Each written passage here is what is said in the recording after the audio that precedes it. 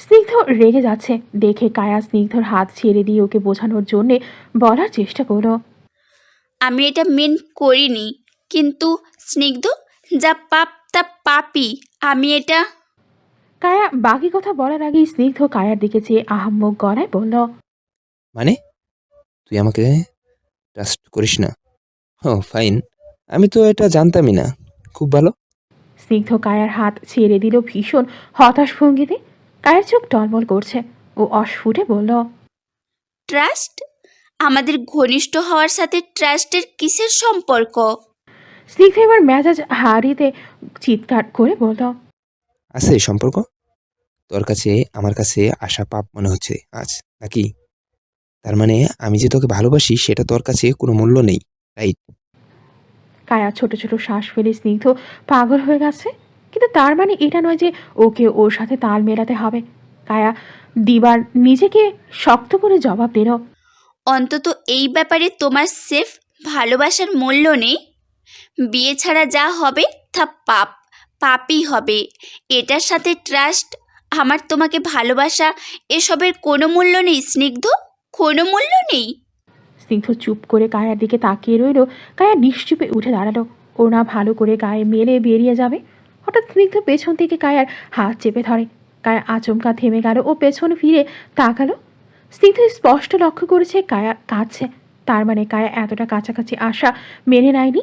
স্নিগ্ধকে খারাপ ভেবেছেই ও গড। স্নিগ্ধ নিশ্চুপে কায়ার চোখের জলটুকু দেখল। কায়া মাথাটা নামিয়ে ফোপাচ্ছে শুধু। একবারের জন্যেও তাকাচ্ছে না স্নিগ্ধের দিকে। এই দৃশ্য দেখা মাত্র আত্মসম্মানে ভরপুর কায়ার প্রেমিকের মাথা ঠিক থাকলো না। ও কায়ার দিকে চেয়ে হঠাৎ কেমন করে যেন বলে বসল, দেন লেটস গেট ম্যারিড। বিয়ে করবো তোকে আজ, এক্ষুনি, এই মাঝরাতে। তবু তুই বোঝ একটু, তুই যেটুকু যথেষ্ট হয়েছি। Then let's get married. বিয়ে করবো তোকে আজ, এক্ষুনি, এই মাঝরাতে। তবু তুই বুঝ একটু, তুই যেটুকু ঘনিষ্ঠ হয়েছি নিজের হবু হাজবেন্ডের সাথেই হয়েছিস। সে হাজবেন্ড যে তোকে ভালোবাসে, যাকে তুই ভালোবাসিস। কায়া চমকে তাকিয়ে শুনে যায় শুধু। পরপর স্নিগ্ধর হাত ছাড়ানোর চেষ্টা করে থেমে থেমে বলল, পাগল হয়ে গেছেন আপনি? হুঁশে এসে কথা বলুন। স্নিগ্ধ উঠে দাঁড়ালো। কায়ার সামনে দ্রুততার সাথে এগিয়ে এসে ওর দু বাহু চেপে ধরে চেঁচিয়ে বলল, হ্যাঁ হ্যাঁ হ্যাঁ, পাগল হয়ে গেছি আমি। আমি যাকে ভালোবেসে ছুঁয়েছি তার কাছে এটা পাপ মনে হচ্ছে। আমি ভুল, আমি খারাপ, সব আমি। আমি আমি আমি এখন আমি সব ভালো করতে চাইছি। বিয়ে করব তোকে, সব পাপ মুছে পূর্ণ অধিকার নিয়ে তোকে ছুবো। তোর চোখে আমি আজ আমার প্রতি ঘৃণা দেখেছি কায়া। ওটা দেখার আগে আমি স্নিগ্ধ থামল। কায়া অবাক হয়ে তাকিয়ে রইল স্নিগ্ধের দিকে। অস্ফুটে মাথাটা নিচু করেও বলতে চাইল কিছু। ওটা ওটা আমার ঘেন্না ছিল না। স্নিগ্ধ জবাব দিল না। কায়ের হাত ছেড়ে দ্রুত গতিতে মেঝ থেকে শার্ট নিয়ে গায়ে পরে ফেলল। তারপর কায়ের হাত চেপে বেরিয়ে গেল চিলেকোঠার ঘরটা থেকে। কায়া পেছন ফিরে বারবার বাধা দিচ্ছে, একদম শুনছে না স্নিগ্ধ। মধ্যরাতে কাজীকে ঘুম থেকে টেনে তুলে অফিস ঘুরিয়েছে স্নিগ্ধ। কায়া পাশে আলুথালু ভঙ্গিতে ওরা খামছে চুপচাপ স্নিগ্ধের পাশটায় দাঁড়িয়ে আছে চুপচাপ। হৃৎপিণ্ড নামক বস্তুটা যেন হেতার মুঠোয় নিয়ে এক একটা সেকেন্ড গুনছিল কায়া। ওপাশে আবার স্নিগ্ধ ভীষণ আমোদেই আছে। স্নিগ্ধ কাউকে কল দিচ্ছে একপাশে দাঁড়িয়ে। কায়ার ভীষণ অস্থির লাগছে। ওর ভয়ে ঘাম ছুটে যাচ্ছে একেবারে। ও একসময় পাশ কেটে সরতে সরতে একদম স্নিগ্ধের গায়ের সাথে মিশে ওর টি শার্টটার কোন খামছে ধরে জোরে জোরে শ্বাস ফেলে নিজেকে সামলাচ্ছিল। স্নিগ্ধ ফোন দিচ্ছিল কাউকে। কায়ের স্পর্শ পেয়ে ও কান থেকে ফোন সরিয়ে মাথাটা নিচু করে আলুথালু কায়াকে একবার দেখল। পরপর ঝুঁকে এসে দায়িত্বশীল প্রেমিকের ন্যায় ফিস ফিস করে জিজ্ঞেস করল, ঠিক আছিস তুই? Any problem? কায়া আশেপাশে দেখল। বারবার মনে হচ্ছে কেউ কায়াকে দেখে নেবে, জেনে যাবে পুরো ঢাকা শহর কিভাবে কায়া সবাইকে লুকিয়ে ঠকিয়ে ওর প্রেমিককে বিয়ে করে নিচ্ছে। কায়া এবার চোখ সরালো, লালা দিয়ে গলা ভিজিয়ে নিয়ে স্নিগ্ধের দিকে চেয়ে সামান্য নিচু গলায় বলল, বিয়েটা না করি স্নিগ্ধ, আমার ভয় হচ্ছে ভীষণ।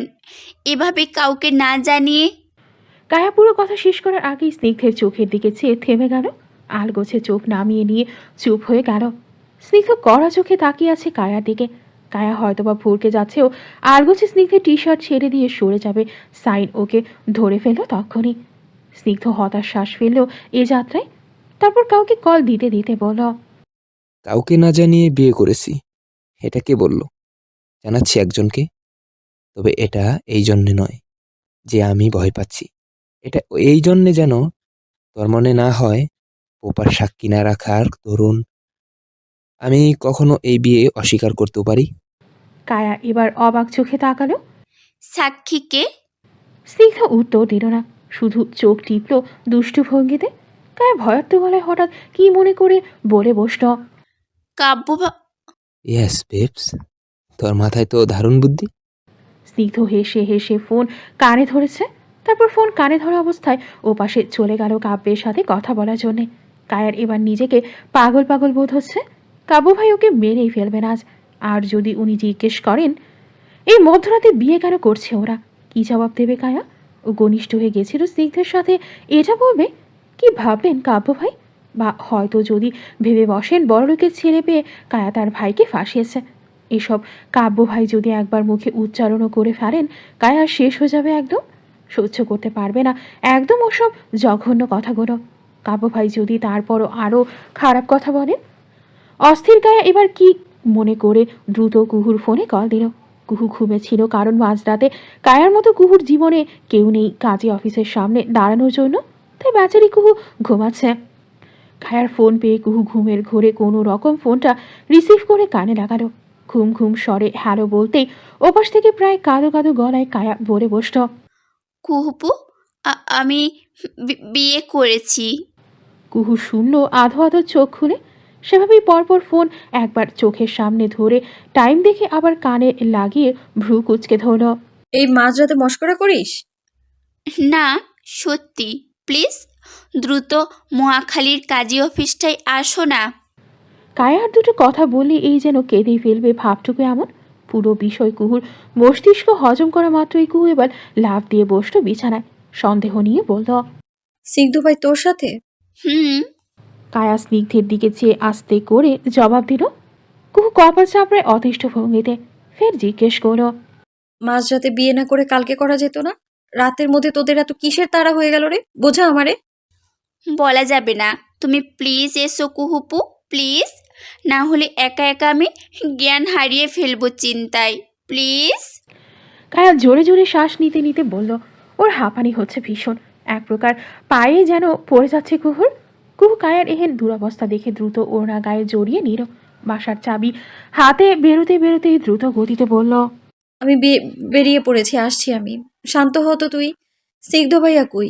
ওনার পাশে গিয়ে দাঁড়িয়ে থাক, আসছি আমি। কায়া এবার স্বস্তির শ্বাস ফেলে ফোনটা রাখলো, কিন্তু ততক্ষণেই ফোন রেখে কায়ার পাশে এসে দাঁড়িয়েছে। কায়া তখন ফোনটা হাতের মুঠোয় ধরে চিন্তায় অস্থির, অন্যমনস্ক।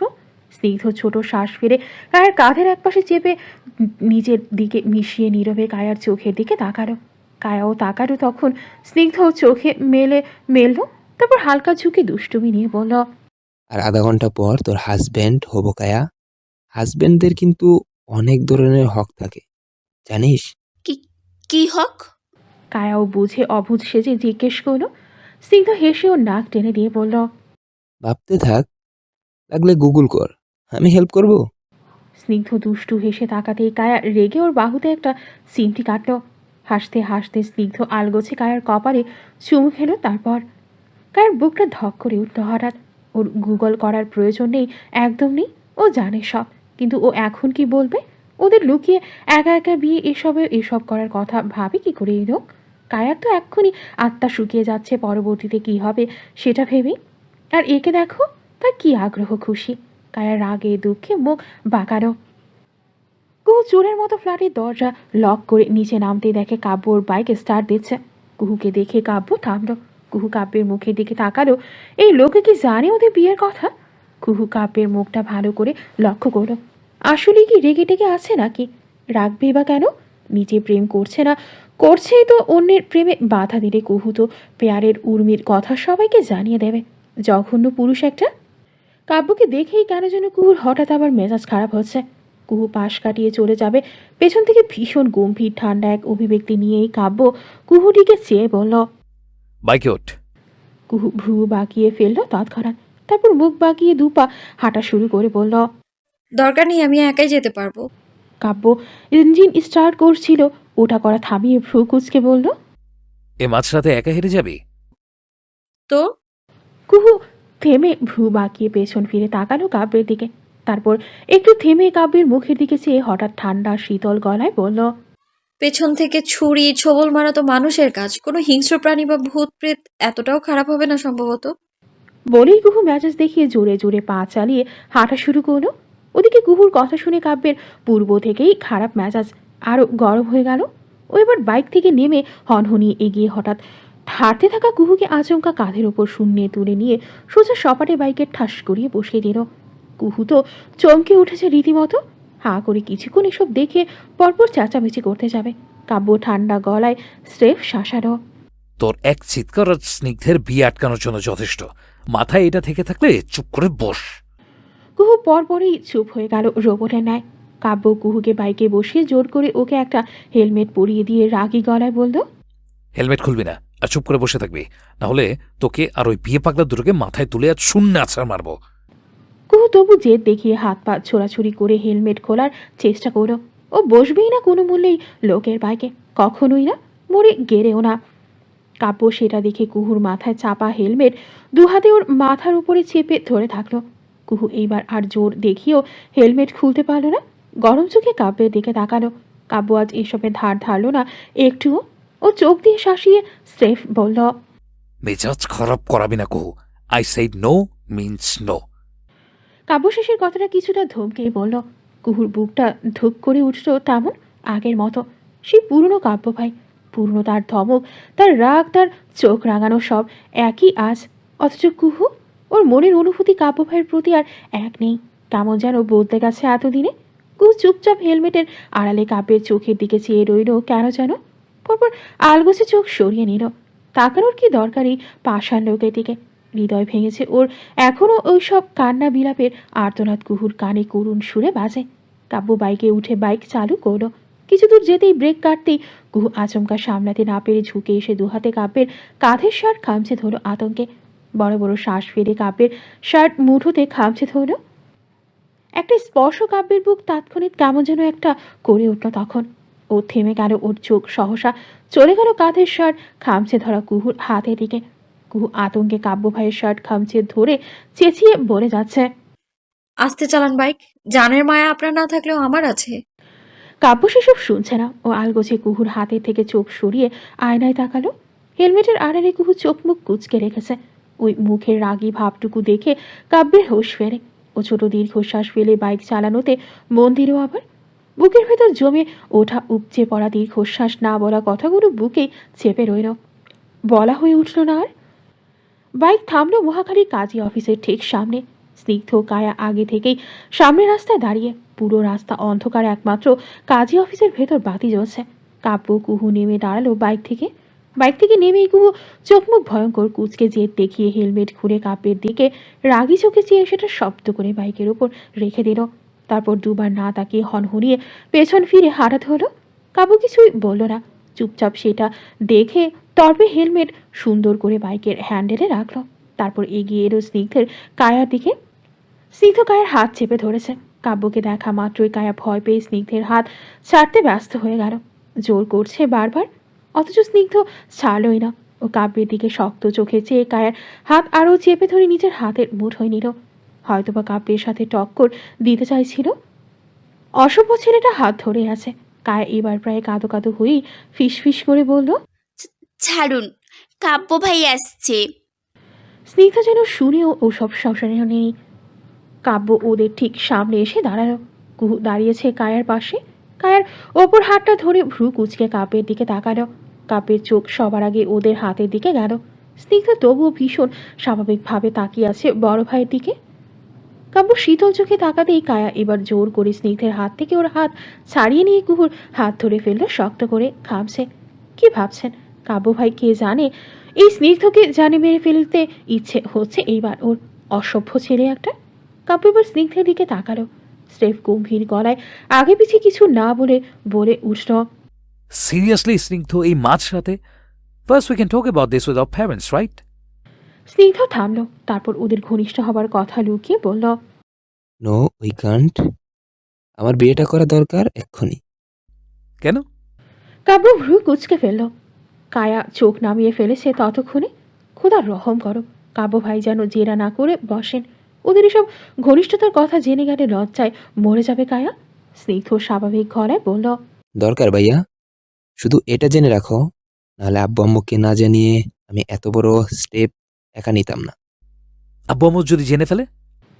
কাব্য ভ্রু ভাগিয়ে জিজ্ঞেস করে। স্নিগ্ধ বোঝায়, জানবে না কখনো। কায়া পড়াশোনা শেষ হলে ওদের সামনে আমি আবার ওর কথা বলে ওর হাত চাইব। বিয়ে আবার হবে, আগের বিয়ে ওরা জানবেও না। প্রমিস ভাইয়া।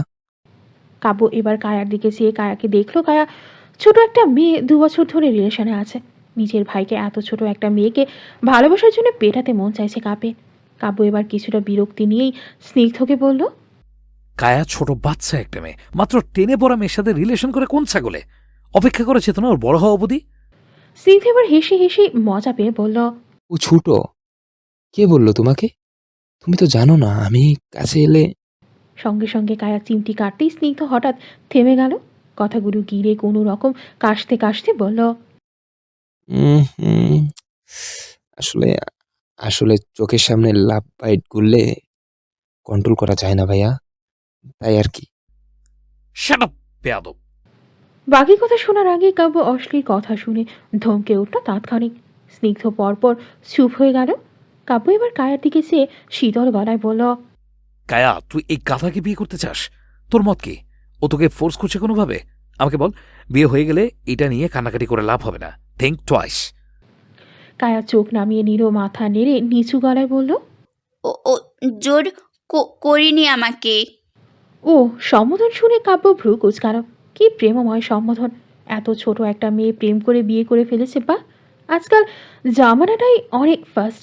কাব্য তারপর স্নিগ্ধর দিকে চেয়ে শীতল স্বরে বলল, নিজের রাজি তো আমার কি কাছে এখানে? যা বিয়ে করে আয়, আমি বাইরে আছি। কায়া অবাক হয়ে তাকালো। কুহু ভ্রু কুচকেছে। স্নিগ্ধ এ কথা শুনেই খুশিতে বাকবাকুম হয়ে কাব্যের হাত চেপে টেনে কাজী অফিসের দিকে যেতে যেতে বলল, তুমি না হলে শুধু কবুল হবে ভাইয়া, বিয়ে তো হবে না আর। চলো প্লিজ। বলেই কাব্যকে টেনে নিয়ে গেল কাজী অফিসের দিকে। কাব্য অনিচ্ছা সত্ত্বেও এগুলো কুহুকে এইবার এ যাত্রায় ভীষণ খুশি দেখাচ্ছে। ও আসার সময় একটা শাড়ি এনেছে লুকিয়ে, আর ওর মায়ের বিয়ের ওড়নাও নিয়ে এসেছে। স্নিগ্ধের কাছ থেকে সময় নিয়ে কুহু কায়াকে সাজিয়ে নিয়ে এলো কিছুক্ষণের মধ্যেই।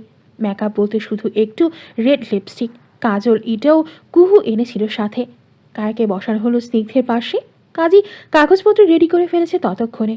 কাজী ঘুমের চোটে তখনও বারবার হাই তুলছে। বেচারাকে স্নিগ্ধ মাঝরাতে দরজা রীতিমতো বলা যায় ভেঙেই তুলে নিয়ে এসে বসিয়ে দিয়েছে অফিসে।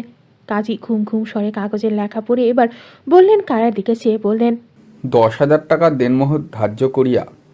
বাকিটা বলার আগে কাব্য ওনাকে আটকে দিল। কাজী থেমে ঘুম ঘুম চোখটাতে বিরক্ত চোখে তাকালেন কাব্যের দিকে। আবার কি বাবা?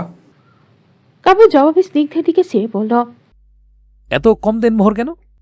আমার জমানো আপাতত এই টাকাই আছে।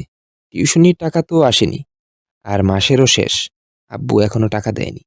কাব্য শুনে সাথে সাথে বলল, আমার জমানো 2 লাখ আছে, অ্যাকাউন্টে ট্রান্সফার করছি, তোর দিয়ে দিস দেন মোহর হিসেবে। স্নিগ্ধ সঙ্গে সঙ্গে আটকালো, বাঁধ সেধে বলল, কিন্তু ভাইয়া, আমি আমার টাকা দিতে চাইছি ওকে, তোমাদের কারোর টাকা না। কাব্য এসব ধার ধারলই না।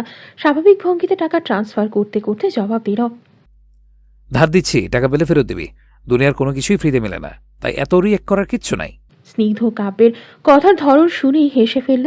কাব্য ভাইয়া খুশিতে ওর বিয়ের সব কাজ করছে, অথচ মুখটাকে এমন একটা করে রেখেছে যেন কেউ তিতা করলা জোর করে খাইয়ে এনেছে।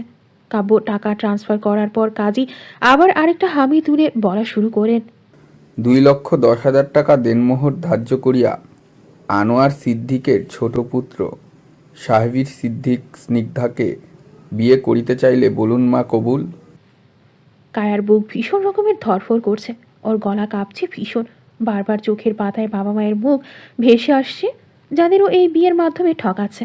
আসলে কি ঠকাচ্ছে, নাকি নিজের ভালো থাকাকে স্বার্থপরের মতো বেঁচে নিয়ে নিজের জীবনকে সুখী করছে? কায়া কবুল বলছে না। ও ওর চক জলে টলমল। কাব্য সেটা দেখে ভেবেছে বোধহয় ওর রাজি না বিয়েতে। কাব্য এবার জলদ গম্ভীর স্বরে বলল। কায়া, এখনো সময় আছে। কায়া কথাটা শুনে কাব্যের দিকে তাকালো। স্নিগ্ধও থেমে গেছে। কায়া যদি কবুল না বলে, ভাইয়ের সামনে মাথাটা কতটা নিচে চলে যাবে স্নিগ্ধের। স্নিগ্ধ কায়ার দিকে অসহায় ভঙ্গিতে তাকিয়ে রইল। কায়ার হাতটা এবার কুহু চেপে ধরে মৃদু চাপে কায়ার কানের কাছে ফিসফিস করে হঠাৎ বলল। কবুল বল কায়া, ভালোবাসা হারিয়ে গেলে যে যন্ত্রণা সেটা তুই সইতে পারবি না কোনোদিনও। এগুলো সইবার শক্তি আল্লাহ খুব লিমিটেড মানুষদেরই দেন, আর আমি জানি তুই ওদের মধ্যে নস। কায়া চমকে কুহুর দিকে তাকালো। কুহু ভীষণ স্বাভাবিক ভঙ্গিতেই কথাগুলো বলেছে। কুহু ভীষণ নিচু গলায় কথাটা বললেও কিভাবে যেন কাব্য সেটা শুনে ফেলেছে।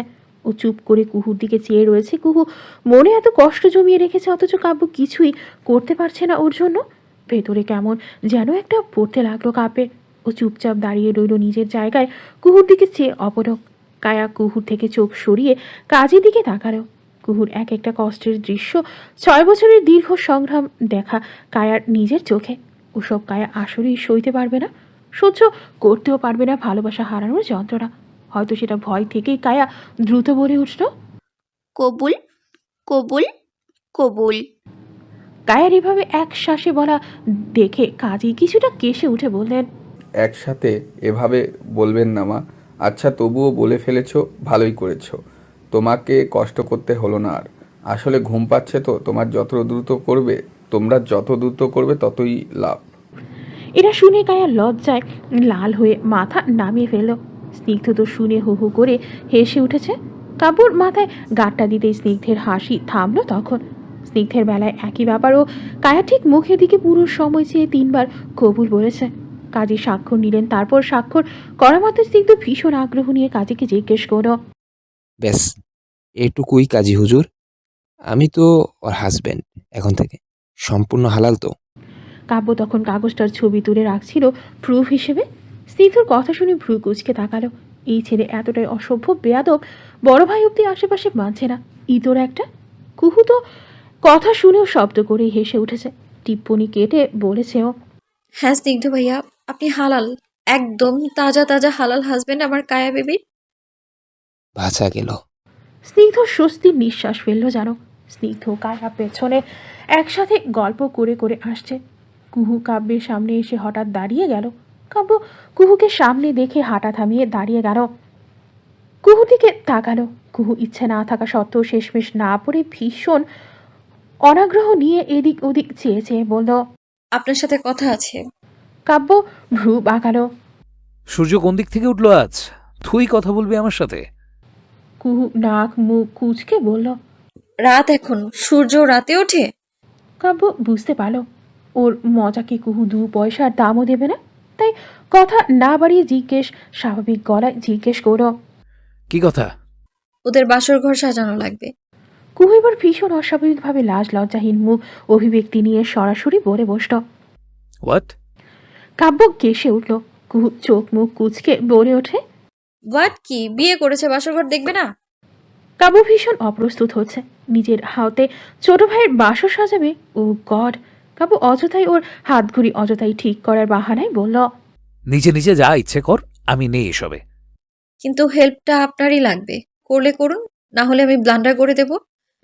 কুহু জেদ দেখিয়ে তেরা গলায় বলে উঠল। কাব্য ভ্রু কুচকাল। কি ব্লান্ডার করবি তুই? আমি বলে দেব আপনি আপনার বাবা মাকে লুকিয়ে ওদের বিয়ে দিয়ে দিয়েছেন নিজে দাঁড়িয়ে থেকে। তারপর বরাবো নিশ্চয়ই স্নিগ্ধ ভাইয়া কায়াকে বকার আগে আপনাকেই ডিটারজেন্ট ছাড়াই ধুয়ে দেবেন, ভেবে দেখুন। বলে কুহু স্বাভাবিকভাবেই থ্রেডটা ছুঁল। কাব্য হাঁ করে তাকিয়ে রইল। এটুকু মেয়েকে হুমকি দিচ্ছে? ও মাই গড! এত খারাপ দিন চলছে কাব্যের, কি আর করার। কাব্য হতাশ গলায় বলল। আমি ওর বড় ভাই হই, আমি কিভাবে ওর বাসর সাজাবো? প্রিন্টটা আছে তোর জায়গা মতো? কুহু বলল। আপনাকে তো সাজাতে বলিনি, আপনি আমায় হেল্প করবেন সেটা বলেছি। কি হেল্প? কাব্য ভ্রু বাঁকালো সন্দেহ নিয়ে। ওদের বাসার সাকসেসফুল করার প্ল্যান আছে আমার কাছে, আপনি জাস্ট আমার প্ল্যান অনুযায়ী হেল্প করুন, ব্যাস। কুহু বলেই স্নিগ্ধের দিকে তাকালো। স্নিগ্ধ দূর থেকে কুহুর দিকে ভীষণ অনুনয় নিয়ে তাকিয়ে রয়েছে। পারবে তো ও ভাইয়াকে রাজি করাতে? খোদা জানে। কাব্য এবার দীর্ঘশ্বাস ফেলে হাল ছেড়ে বলেই দিল। ফাইন, হেল্প করবো আমি। প্ল্যান কি?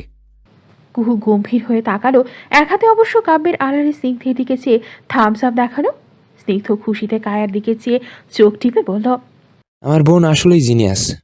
শুধু তুই একটা দেরস কায়া, কবুল বলতে এত টাইম নিলি। আমার ভয় করছিল ভীষণ। আসলে প্ল্যানটা কুহু কথা বলা শেষ করার আগেই ওর ফোনে কল এলো। কলের স্ক্রিনে নাম হিসেবে দেওয়া হি। কাব্য নামটা দেখা মাত্রই সঙ্গে সঙ্গে ভ্রু কুচকে তাকালো কুহুর দিকে। এক সময় কুহুও তাকালো। কাপের চেহারায় রাগ ফুটে উঠতেই কুহুর কি হলো, দ্রুত কলটা রিসিভ করে ফেললো কাপের সামনেই ইচ্ছে করে। তারপর হেসে হেসে হ্যালো বলে ওপাশে চলে গেল কথা বলতে। কাব্য দূর থেকে শুধু দেখলো কুহু একটা ছেলের সাথে হেসে খেলেই মাঝরাতে কথা বলছে। আবার কোনো ট্রাপে পা দিয়েছে কে জানে। জানতে হবে কে এ ছেলে। সিয়াম? এটা যদি সিয়াম হয়, কাব্যকে আধমরা করে দেবে কালকে ভার্সিটিতে। ব্লাডি বেচ। সিদ্দিক বাড়িতে হইচই চলছে এক প্রকার। শামীমা এক প্রকার ছুটে ছুটে ব্যাগ গোছাচ্ছেন, সাথে দুই ছেলেকেও সকাল থেকে তাড়া দিচ্ছেন ওনাদের সাথে যাবার জন্য। স্নিগ্ধ সেই যে ভোর রাতে বাড়ি ফিরে সোজা বিছানায় শুয়েছিল, এখনও উঠবার নাম গন্ধ নেই। তার উপর ওর নাকি শরীর খারাপ করছে, বমি বমি ভাব আর জ্বর করছে। শামীমা সেটা শুনে স্নিগ্ধকে আর বললেন না যাবার জন্যে। ওর জন্য আলাদা করে সকালে উঠে খিচুড়ি করেন, মাছ ভাজা আর ভর্তা করে রেখে দিলেন। ঘুম থেকে উঠে গরম গরম খাবার খেলে ভালো লাগবে। স্নিগ্ধ বাসায় একা, তাই ওকে একা রেখে কাব্যকে তো আর সাথে করে নেওয়া যায় না। শামীমা কিছুটা এবার দোনমনা করছিলেন, কাব্যকে ওর বড় দাদু দেখবে কদিন ধরে বলে যাচ্ছেন। কাব্যটাই তো যায় না ওদিকে। পরক্ষণে শামীমার মুখ ভোঁতা হয়ে যায়। যাবেই বা কেন? সারাক্ষণ ফুটবল আর পড়াশুনো। লাইফে ওর আর কিছু আছে? উজবুক দুটো বাচ্চা পয়দা হয়েছে, যত সব। শামীমা এইসব ভাবতে ভাবতে দ্রুত শুটকি আর একপাশে সর্ষে ইলিশ রাঁধছেন। যাওয়ার আগে কিছু খাবার রেঁধে নিয়ে যাবেন, না জানি বৃদ্ধ মানুষটা খাওয়া দাওয়ার অনিয়মের কারণেই কি অসুস্থতা পোহাচ্ছেন। এসব প্রশ্নে হচ্ছে কে বড় দাদু। উত্তরটা হচ্ছে উনি সিদ্দিক বাড়ির চরম বিপদের সঙ্গী। ওদের উন্নতির এত ধন সম্পত্তির মূল হোতা। আজ থেকে প্রায় 10 বছর আগে যখন আনোয়ার সাদাফ আজকের মতো এত ধনবান ছিলেন না, ছিল যা কোনো বংশগত বাপদাদার রেখে যাওয়া সম্পদ, ঠিক তখন রিটায়ার্ড আর্মি আনোয়ার সিদ্ধান্ত নেন তিনি বিজনেস করবেন। কিন্তু সেই বিজনেসে কোনো পার্টনার থাকবে না। পার্টনার থাকা মানে ছেলে মেয়ের ভবিষ্যতের জন্য মারাত্মক একটা সংঘর্ষ ডেকে আনা। এই ব্যাপারটা বুদ্ধিমান রিটায়ার্ড আর্মির বোঝা ছিল। তাই তিনি ভাবলেন এই বিজনেস 3 ভাইয়ের থাকবে বিজনেস, কিন্তু সেজন্য দরকার ছিল প্রচুর টাকা। এত টাকা ব্যাংক থেকে লোন নেওয়া যেতেই পারত, কিন্তু আনোয়ার মনে করেন ব্যাংক থেকে লোন নেওয়া মানে দেউলিয়া হয়ে যাওয়া। এক সময় পরিচিত একজনের দেউলিয়া হয়ে যাওয়ার ঘটনা পীড়া দিচ্ছিল তাকে। তাই চাইলেন না ওভাবে টাকার জন্যে ব্যাংকের দ্বারস্থ হতে। আর সেই কঠিন সময়ে বড়দাদু আনোয়ারকে টাকা দিয়ে সাহায্য করেছিলেন। তার পেছনে অবশ্য আরেকটা গল্প আছে। আনোয়ার সেই তখন থেকে একজন অপরিচিত বৃদ্ধ নারীকে নিজের পরিবারের আসনে বসিয়েছেন। বৃদ্ধ নারীর নাম মহসিনা, স্বামী নেই, নিঃসন্তান। 10 বছর আগে আনোয়ার নিজে ওনার বিজনেস দেখাশোনা করতেন।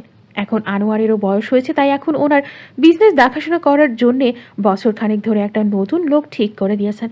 বলা যেতে পারে আনোয়ার একজন সন্তানের ন্যায় মহসিনার খেয়াল নিয়েছেন এত বছর। তারপর আজ কি যেন হয়ে গেল। সকাল সকাল খবর এলো মহসিনা ভীষণ অসুস্থ।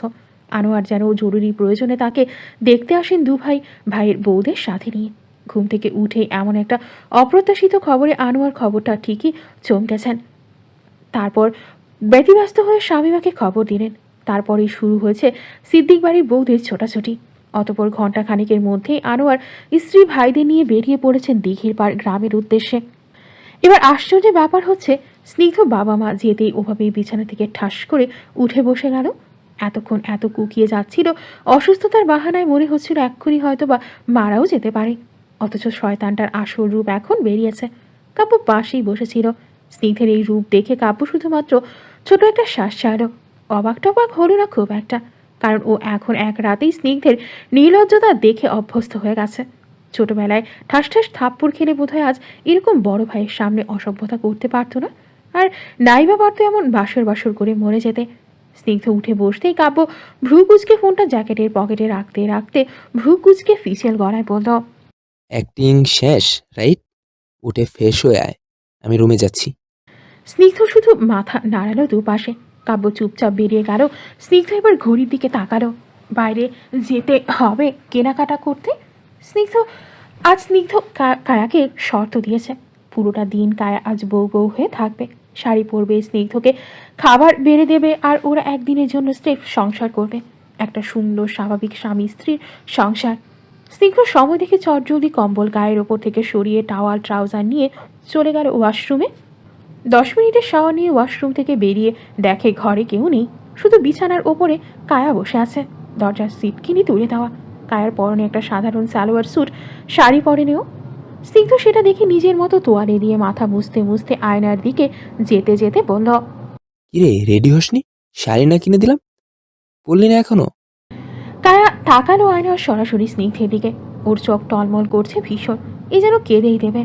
স্নিগ্ধ নিজের মতো করে আয়নার সামনে দাঁড়িয়ে চুল মুছছে। গায়ে একটা কালো পোলো টি শার্টও জড়িয়েছে কায়াকে রুমে দেখে। ও নিজের মতো চুল মুছতে মুছতে খেয়াল করলো কায়া কথা বলছে না, উত্তরও দেয়নি। কায়াকে হঠাৎ এমন চুপচাপ দেখে স্নিগ্ধ চুল মোছা হাত থামালো। আয়নায় নিজেও ভ্রু কুচকে কায়ার দিকে তাকালো। কায়ার চোখে পানি দেখে ভ্রুটা আরো কুচকে ফেললো স্নিগ্ধ। আয়নায় ওর দিকে তাকিয়ে চিন্তিত গলায় বলল, আরে ওকে না? কায়া টলমল চোখে এবার দুপাশে মাথা নাড়ল। অর্থাৎ ওকে না। স্নিগ্ধ শুনে চোখ ছোট ছোট করে তাকালো। তারপর তোয়ালে রেখে পেছন ফিরে সরাসরি তাকালো কায়ার ঠিক চোখের দিকে। স্নিগ্ধ অবাক মুখে তাকিয়ে আছে। কায়া কান্নামাখা মুখে স্নিগ্ধের বিছানায় বসা। ওভাবেই কায়া বিছানায় বসে থেকেই স্নিগ্ধের মুখের দিকে মাথা উঁচু করেছে উদ্ভ্রান্তের মতো, এমনকি চূড়ান্ত অসহায়ের ন্যায় বলে গেল। সাফাই গাইতে লাগলো নিজের ভয়ের।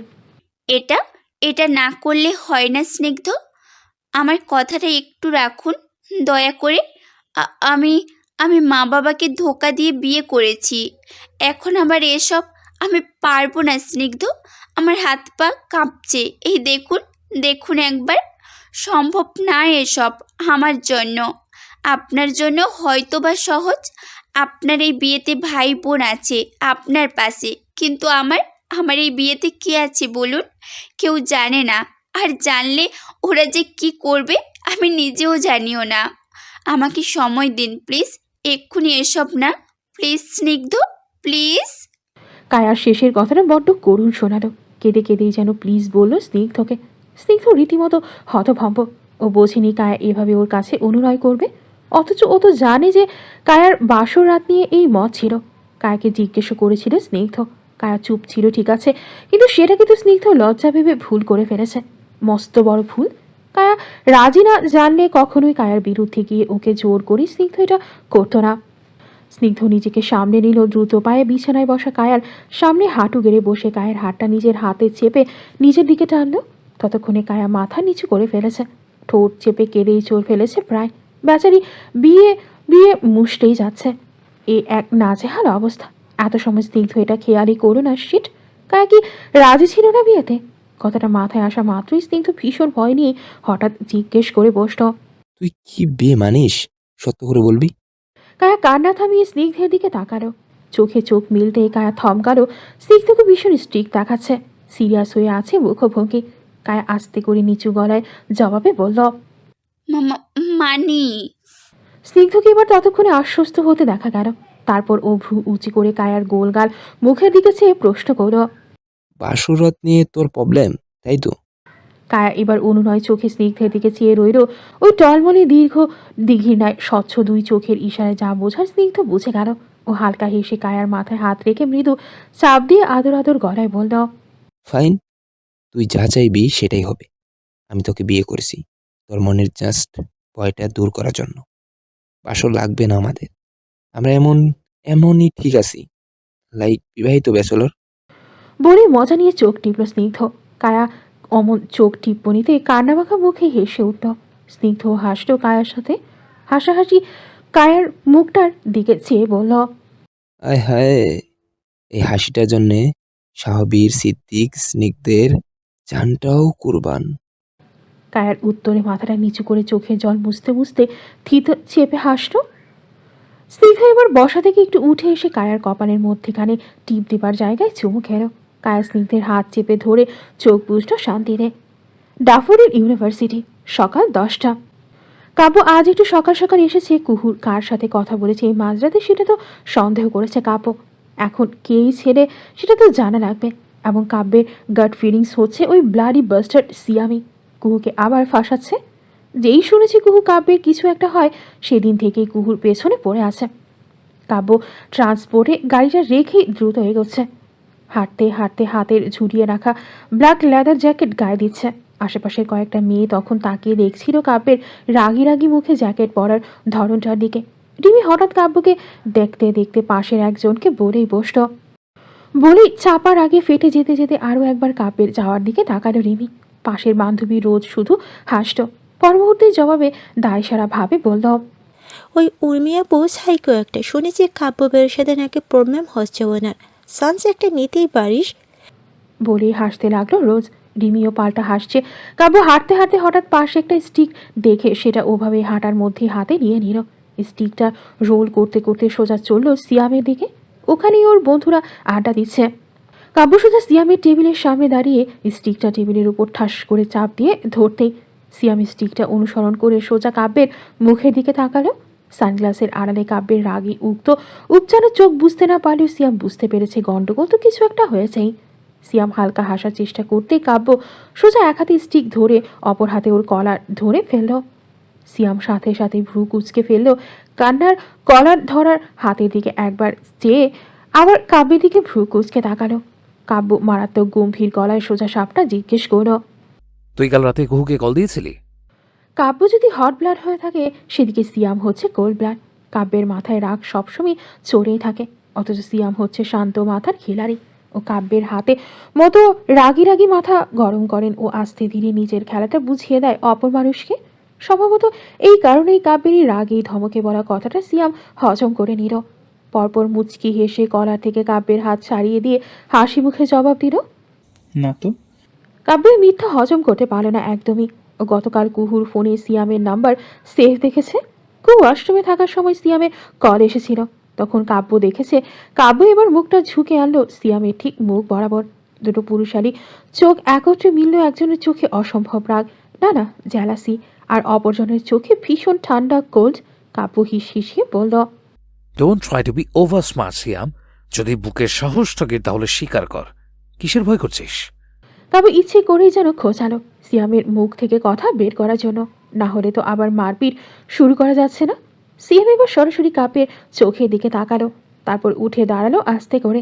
একটু হেসে এসে সোজা কাব্যের মুখোমুখি হয়ে কঠোর মুখভঙ্গি করে জবাব দিল, হ্যাঁ দিয়েছিলাম তো, কথাও বলেছি।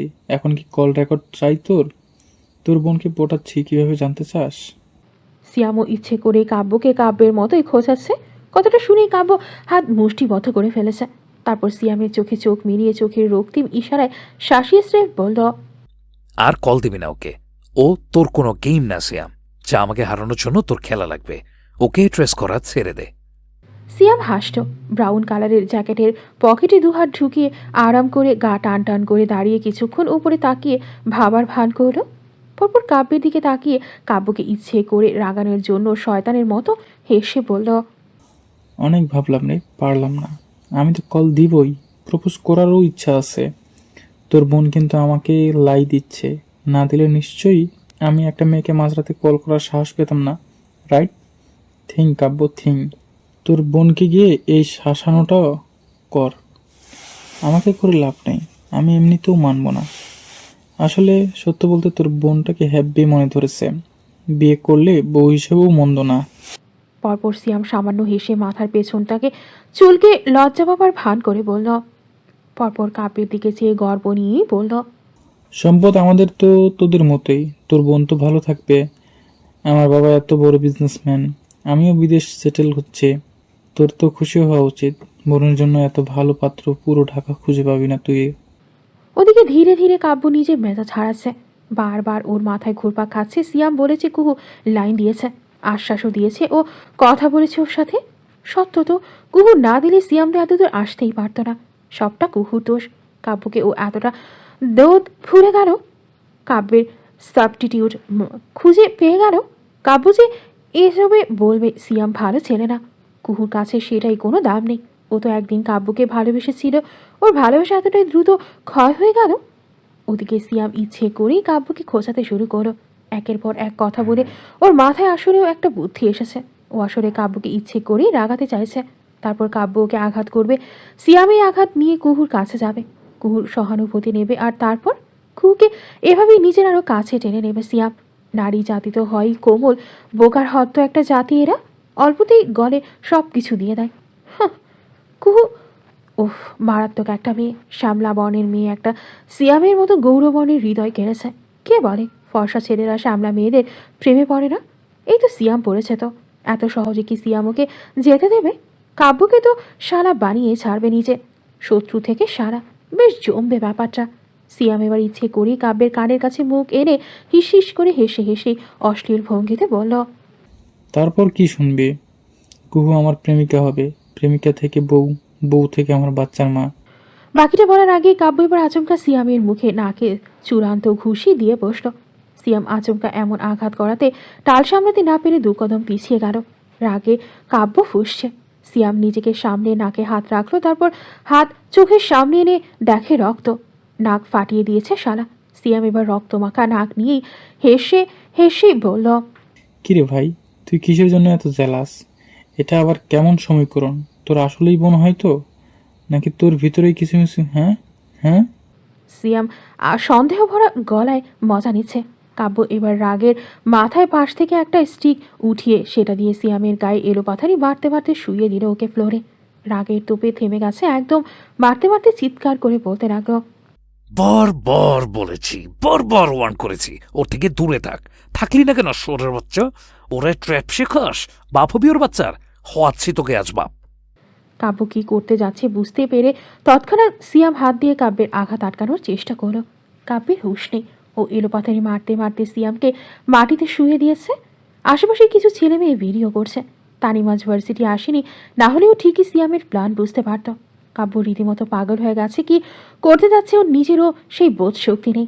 ভার্সিটির সবচেয়ে গুড বয়ের এই করুণ মারপিট দেখে কেউ কেউ ডিনের কাছে গেছে সেটার খবর দেবার জন্য। আজ নিশ্চয়ই কাব্যের কপালে দুঃখ আছে, হয় এসপার নয় ওসপার। কাব্য ওর এতদিনের রাগ জেদ সব একে একে ঝাঁজ নিয়ে ঝাড়তে লাগলো সিয়ামের গায়ের ওপর। কাব্য এবারে স্টিক ছেড়ে পাশ থেকে কোল্ড কফির কাচের বোতল তুলে সেটা নিজেই হাতেই চেপে ভেঙে ফেলল। কাচের টুকরো ঢুকে গেঁথে গেল কাব্যের হাতের ভেতর, রক্ত পড়তে লাগলো অবিরাম। এবার সিয়াম দ্রুত আঘাতপ্রাপ্ত শরীর টেনে নিয়ে কাব্যকে আটকাতে যাবে, হঠাৎ কাব্যের হাত পাশ থেকে কেউ আটকে দিল। রক্তমাখা মুখে সিয়াম তাকালো ওদিকে। কাব্যও ভয়ঙ্কর ফুঁসতে ফুঁসতে তা পাশে তাকালো। কুহু ভ্রু কুচকে মারাত্মক গম্ভীর মুখে কাব্যের চোখে চেয়ে রয়েছে। কাব্য কুহুকে দেখে কেমন গরম হয়ে গেল আপনা আপনি। ও সিয়ামের পায়ে আরও একটা লাথি দিয়ে কুহুর দিকে চেয়ে ফুঁসতে ফুঁসতে বলল, ছাড় আমাকে, শালার বাচ্চা তোকে কি বলেছে? কলিজা কত বড়! কাব্য কথাটা শেষ করার আগেই, কিছু বলার আগেই কুহু থমথমে গলায় বলে বসল, যা বলুক উনি, সেটা ওনার আর আমার ম্যাটার। আপনার এটাতে ইনভলভ হবার দরকার নেই, আমি আছি দেখার জন্যে। আপনার এতে ইনভলভ হওয়ার দরকার নেই। কথাটা কানে যাওয়া মাত্রই সিয়ামের থেকে চোখ সরিয়ে অবাক হয়ে কাব্য কুহুর দিকে তাকালো। পরপর কুহু কাব্যের রক্তমাখা হাতটা দেখে কোল্ড কফির কাছের টুকরো ঝাড়ি দিয়ে ফেলে কাব্যের হাত ছেড়ে দিল। কাব্য এবার এই টুকরোগুলো দেখলো, পরপর কুহুর দিকে তাকালো চুপচাপ। কুহু ভীষণ স্বাভাবিক ভঙ্গিতে কাব্যের দিকে বা চেয়েই বলল, বড়মা যদি শোনেন তার গুড বয়ের এই রূপ দেখা যায় ভার্সিটিতে এলে, তিনি তো লজ্জায় মরে যাবেন। আমাকে বাধ্য করবেন না বড়মাকে আপনার ব্যাপারে আগাগোড়া সব বলতে, ইনক্লুডিং আমার আপনার সাজেক্টিভ সব কিছু। কুহু থম ভঙ্গিতে কাব্যের চোখের দিকে চেয়ে পুরো কথাটা বলল। কাব্য চোখ ছোট ছোট করে কুহুর দিকে তাকালো এইবার। কুহু ওসব ধার ধারলই না, একেবারে জন্য। ও কাব্যের হাত ছেড়ে সিয়ামের পাশে এসে হাঁটু গেড়ে বসলো। সিমের পুরো মাথায় বোধহয় ফেটে গেছে, নাকে মুখে রক্ত। অপরাধ ভূতে ডুবে যেতে লাগলো কুহু সেটা দেখে। গতকাল ও নিজেই তো সিয়ামকে একটা জরুরি দরকারে কল দিয়েছিল, সেটা সিয়াম মাঝরাতে ব্যাক করেছে। এটার জন্য কাব্য ভাই এত বড় হাঙ্গামা করে ফেললেন? কুহু ব্যাগ থেকে রুমাল বের করে সেটা সিয়ামের নাকে চেপে ধরে ম্লান গলায় বলল,